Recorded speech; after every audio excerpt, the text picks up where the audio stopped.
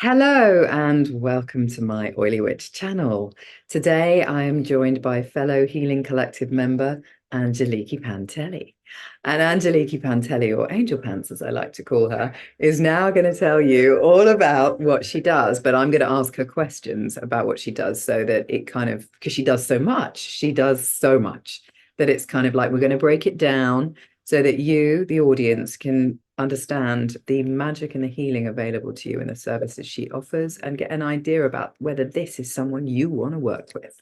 So Thank you. take it away, Angeliki Pantelli. I'm very grateful for this opportunity. Angel Hand Healing is my private business. I've known Claire for a couple of years, but we've really connected deeply, and I know we've worked on many lifetimes together to do this healing work. My journey has been quite a long one. I've been around for a while doing this work, always interested in complementary holistic health. I started my career working with adults with learning disabilities, and through that I was able and fortunate enough to be gifted a course in massage, and it was literally the first time I used these hands, it was like a eureka moment. So that was back in 1990, and I just had chills. It was like everything else just kind of fell away. Wow. So I've been doing it for, well, qualified 30 years now, actually. Can you show the audience your beautiful hands? Well, they're really magic. Put them over there. They're really they're the right shape for massage. So these hands do a lot of work. They've actually helped thousands, I'd say, over the years of people through hands-on physical massage, healing, Reiki, reflexology, and distant healing, obviously. Well, not obviously. Obviously, I do a little bit of distant healing. Would you just like to explain to people how distant healing works? Because people find it really difficult to get their heads around the fact that they don't need to be present for healing to take place, because they'll be thinking, well, surely I need to see you, feel you, you need to feel me. What is it? Okay, so everything is energy. Yeah. Okay, everything is energy, frequency, and vibration. And all of our systems create energy. So when we have an intention or a thought, it can travel through space-time because we're all connected. I mean, this is just a dense body, which is denser energy, and yours is the same, but we are connected. It's just frequency, energy, and there's space between that. So that's why we can actually send with our intention. I've done quite a bit of work with that as well through my work with hospice, and just noted with outcome measures how people can feel different. And sometimes when you're actually sending it and people don't know where you are on that part of the body, they feel it. No, and that's a real kind of like recognition and kind of feedback system. So you can do it distant healing, and it doesn't mean that it's not as effective, because I've worked quite a bit with that and know the feedback. I've had your distant healing or remote healing. You've sent me stuff, and you definitely feel it. There's just a change. I mean, do you remember when you did some stuff on my dog? And the dog, oh yeah, I didn't know when she did it. Yeah. Well, we'll talk about that in a minute. But the dog, his behavior, just changed, just like that. Yeah, that was more emotion code. But I worked with the house as well, and things happened then, didn't they? That was more kind of working with the ley lines and working with spiritual response therapy. So yeah, I've qualified in Reiki for years, but I have been doing this for a long time. So then my journey took me with massage aromatherapy, and I did a lot of voluntary work in London, and a lot of what I call my bread and butter. So working in health clubs and local hospital, offering services to wellbeing days for staff, nurses. And then that took me on my journey more to hospice work, where I've been at local hospice for nearly 20 years. And it's the work that I love, 100%. But also it's part-time. So I've got the best of both worlds. So I can work with my other modalities as well to my private work. So reaching a wider audience, really, rather than sort of specific cohort. So you've covered off massage, you've covered off a little bit of Reiki, we've done a bit of distant healing. Now let's go on to emotion code, because you talked about that. Was that the next stage in your journey, or is there other things you qualified in before you got emotion code? I did reflexology as well. That was about sort of like, well, Reiki and reflexology and aromatherapy was all about sort of 28 years ago. And in those days, not a lot of people did know about reflexology or Reiki, actually. So I've always found that it's almost being like a pioneer without sounding arrogant, and also working within that hospice and medical settings to prove the efficacy. And I always have proved the efficacy of of the modalities that I've worked with. So you're pushing those boundaries, and now actually seeing, 30 years later, most people know about reflexology. And Reiki now, it's kind of more accepted, and we use that as well in hospice work too. So yeah, the reflexology, which for people that maybe don't know, it's just pressure point work on feet, hands, face, based on the idea that you've got points in your body, points in your feet, for example, that correspond to different parts of your body, and you're basically unblocking and balancing those energy zones. It's very gentle. I mean, it can be quite, the feet can be quite painful, depending on who's doing it. But I always do a bespoke treatment and get the feedback from the person, because I don't believe that if it's necessarily painful, it's any better working with the energy again. We're working with the nerve endings and working with the feet, for example, and the energy zone. So it doesn't have to be, deep tissue to work. Yeah. And I'd say that was certainly the experience when you did facial reflexology on me. I mean, I just found it absolutely fantastic. I absolutely loved it. I think it's a great thing to do. And I've noticed on social media at the moment, there's an awful lot of kind of adverts around for kind of facial yoga, as people are realizing that actually by just kind of doing these exercises, they can avoid things like facelifts and things like that, or the need for Botox and things like that, because everyone goes crazy for Botox. But actually, why would you go crazy for injecting some kind of bacteria into your muscles, which are going to stop them working properly, and expect that that's going to be okay? There's not going to be any lasting effects. It's like a foreign body in your body. I think also there's no judgment for people that want to have that, but what probably you and we like to go the natural route, and I've always gone the natural route, so we wouldn't necessarily go straight to kind of pharmaceuticals. We look at the natural work that's been around for eons. I mean, Egypt, Greeks, Chinese, all of that. We kind of used all of these things, and we've just revamped them and renamed them. But going back to the facial stuff, we've said it before, where we work with energy with that, even though we're working physically. Again, remember that it's just energy. So when we're working with the denser energy of our physical body, we're also working with the more subtle energy fields, like the etheric, the chakra system, all of that. So yeah. And that really helps. And that's why it's holistic. Yeah, completely. Takes in absolutely mental, body, everything. And I find it fascinating. I do a bit of palm reading, the fact that there is like parts, like the whole body is like a map of, as you say, you can do it on reflexology on the feet, you can do it on the hands, you can do it on the face, and it correlates to these different organ points. You've got teeth also. Every single tooth has a different organ point and a different meaning. So if you've got like a rotten tooth on one side, you can work out exactly what that issue is that you have. Your body is just like showing you, oh, there's a problem with this, you haven't processed that properly, so I'm going to just really give you a physical demonstration of what you need to work on.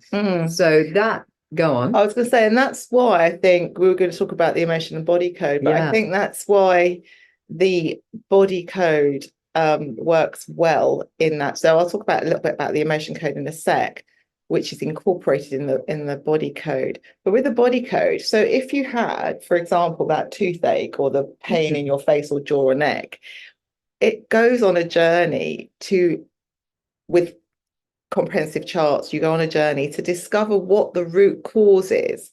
Okay, so it would be possibly to do with your throat chakra. It could be a physical muscular thing, or a misalignment in your skeletal system, or it could be issues about money. Well, it could. Well, yeah, teeth and money are very connected. Yeah. Well, you know, and if it's around the neck, or you know, you could be holding like a lot of weight from the world. Tension. Yeah. Grinding your teeth because you're stressed about money. I mean, structures, teeth, and everything are like Saturn ruled by medical astrology. So it's kind of like, I have to admit, I don't know much about teeth, but I'd like to learn more. Maybe that's your next course, and she does like a course.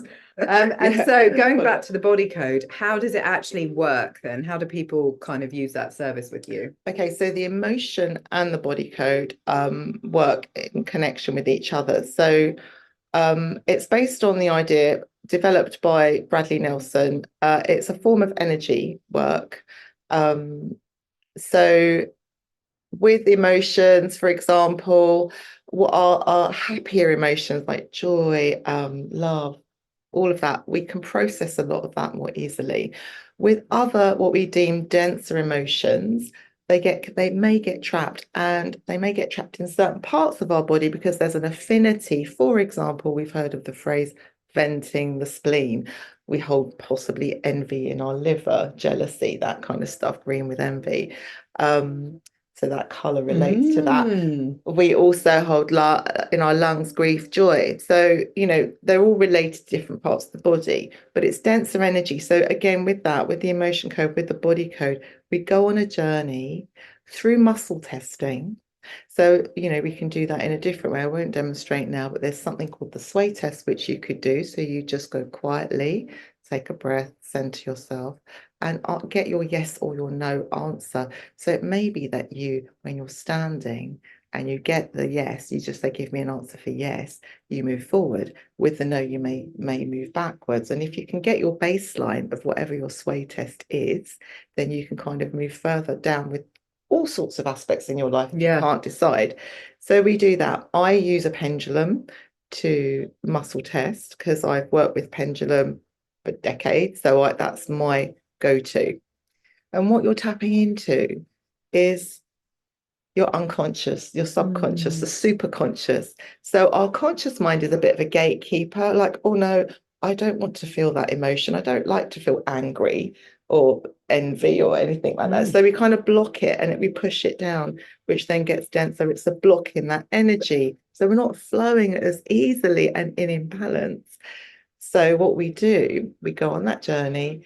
We work with a chart, for example, of 60 emotions, and it's the closest vibration to that energy with the words that we use, because we are limited with words. With the body code, it goes again like a bit deeper. It could be chakras, it could be physical, it could be mental blocks, programs that we use. It could even be entities. I've worked with that where people come in and they've had entity attachments. So we can get rid of those, okay? Because of whatever's gone on, it's held onto that energy. So we go on a journey through muscle testing, through using comprehensive charts. And to clear it, we use, with this particular modality, emotion body code, we use a magnet to go over the governing meridian, which governs all the meridians. So you cancel it out. You cancel it out through the point of its conception, which may be past. It may be, you know, something you've absorbed from somebody else. It may be ancestral. It may be past lives that you've brought through. So it's quite a quantum energy system in a way, you know. It's surprisingly accurate. Yeah, it really is. And you know, you've had, when you journey with someone and then you pinpoint perhaps a particular point in time, and they're like, no, there's, and then it kind of dawns on them, oh yeah, that happened then actually. And you don't, like we've said before, you don't have to relive a trauma, for example. It's like it kind of shifts because you've cancelled, you've kind of brought something else in, you've let go energetically, this is all energy, then you can feel lighter, and you've let that part go. It doesn't mean you're never going to feel anger, but that point, which often a lot of our future stuff stems the trigger point, basically. Yeah, so you cancel that out, you eliminate it, you dissolve it, you transmute it, send it to a field of unconditional love and compassion. And it works because I get that feedback. And there's a lot of research with that as well that you have to do when you're studying these modes. I'd say spiritual response therapy, which is something that I've worked with more recently, is similar in a way because you're working with dowsing and a journey and comprehensive charts. I'd say that's more of a sort of soul connection. So you're working more with the Akashic records. You're looking at your soul programs that you've brought in. I just had mine done recently, and I can verify that. And what you're doing is you're just clearing these paths, your path ahead of you. And what I would say with all of this is, if anyone's concerned about, I don't want to go back and delve into that part of my journey, my childhood, whatever, it's actually whatever comes to the conscious mind, you're ready to release. Your subconscious mind knows that you're ready for this. And sometimes just by bringing it into the conscious mind, you've done a lot of the work there already. I just facilitate to help you go on that journey and to clear it with you. With spiritual response therapy, you don't use a magnet. You're working with your team in spirit, your higher self, your committee in spirit, the divine, and it's quantum and it's powerful. And when I started doing this work, it was like, wow, that fits just like a hand in a glove. I know this work. It flows. And that's where I've gone with all of my work. I flow with it. And if it resonates, I take it up. If it doesn't, I leave it behind, sort of thing. So yeah. I have purpose here, my calling. And how blessed am I to be able to do this work? Exactly. How blessed, and to get money for it, pay the bills. I feel that about the work that I do at the hospice. It's just so humbling and honouring to walk alongside people, all walks of life, to help them with, managing pain, managing anxiety, symptoms, breathlessness, all of that. I'm a great believer in enabling and empowering you.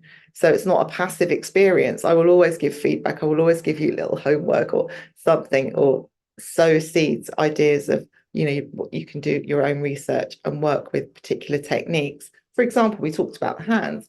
There's so many pressure points in the hands, and often talk to people about, working with pressure points if they're anxious. Nobody needs to know what you're doing, but you're just kind of there holding, trying to ground. So very blessed. Don't know what the next journey is though. I know, but I can resonate with that feeling of just kind of, I've done this before. Yeah, I've done this in many lifetimes. I feel like that when I'm mixing up my potions and stuff like that. I'm like, I was just doing, making up my magic cream earlier. I'm labeling it over there for this weekend, and I was just thinking, it came into my head, it heals, it seals, and it protects. And I thought, I've been doing this making this cream for lifetimes. This is very familiar. Yeah. It's like, yeah. And I think you and I have done that together, because obviously I'm an aromatherapist as well. I use my work in different ways. I don't make up potions like you do, creams or sprays or anything like that. That's not what I do. But I know I've had downloads where you and I are doing this work on people in quite a lot of lifetimes, and that's lovely. That's very special. And I think, as you said earlier, that it is kind of like, this is old, traditional, well-practiced forms of healing that are in a kind of conscious revival state at the moment. And I was just saying to my circle last night, it feels like we're laying we are the foundation, the building blocks of the future for this. It's like it's had to do an evolve fast, because everyone's been outsourcing their healing. There is this concept that it's all about symptom management rather than actual healing. It's important when you get unwell to not just treat what you see, it's to understand, how did you get to that point? What wasn't working? And to know it can be something from a previous life. That is entirely possible.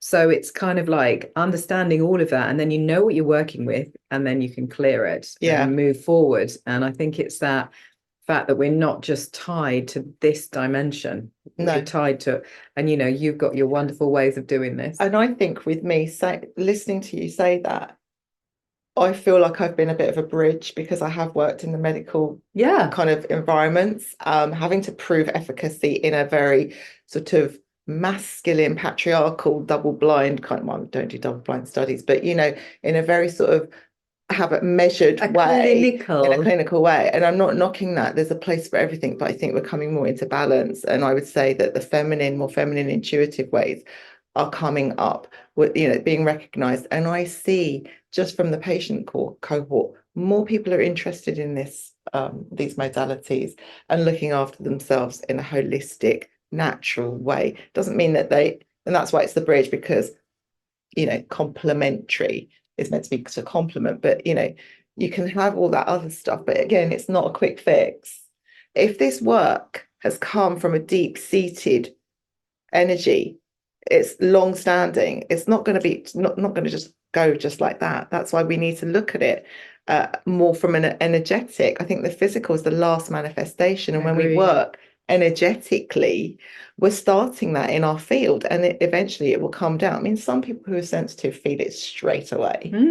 Whether you're working with Reiki, body code, spiritual response therapy, relaxation, whatever it is.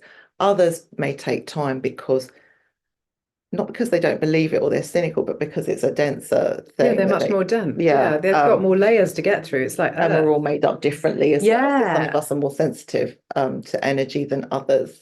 So yeah, I feel the bridge, like you said, we're moving, shifting. More people are taking this up, and that's why we've developed the Healing Collective, because we've all got different tools and strengths, and we're all coming together as a whole. And so you can kind of, have that opportunity then to kind of say, I think that's going to work with that particular issue, perhaps. A certain modality.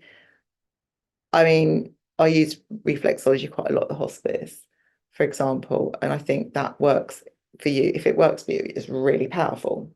So it's finding what works for you in any given moment. And it's not just about the symptom management, which it does also help with symptoms.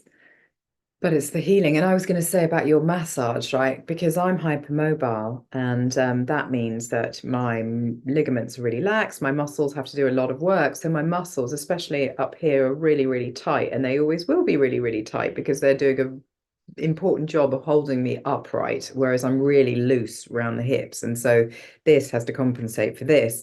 So when I have a massage with Ange, I don't necessarily want deep tissue, myofascial, like when she's just holding the muscles and the space, and that gives them the energy to just gently unfold without going too far, is much more beneficial to me than a deep tissue massage.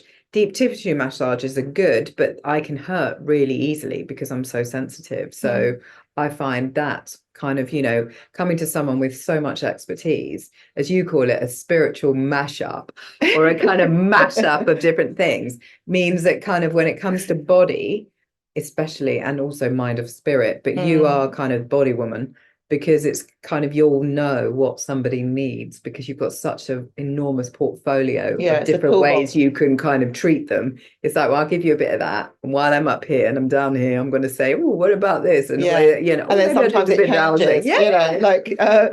Yesterday somebody had a knee pain, and I was like, I really want to go for the knee, and just kind of give it healing. But she came from massage, and it's just kind of, so you have all these tools that that come, and I think the next one I'll be doing is emotional freedom technique through the hospice work. So, which I think is great as well. So there'll be I've done a video on that with Leanne, so we kind of worked out all the pulse points, but it's just all fascinating. So do come and see us at our events. Do like and subscribe to my channel, and I'll put Angel Pants' contact details. There's a reason she calls me Angel Pants. My surname is Pantelian at school. I think we nickname it's because you're an angel on this planet, and you're wearing your angel pants as you heal the world. It's like your version of kind of Superwoman is Angel Pants. That's how I see it. My wings, then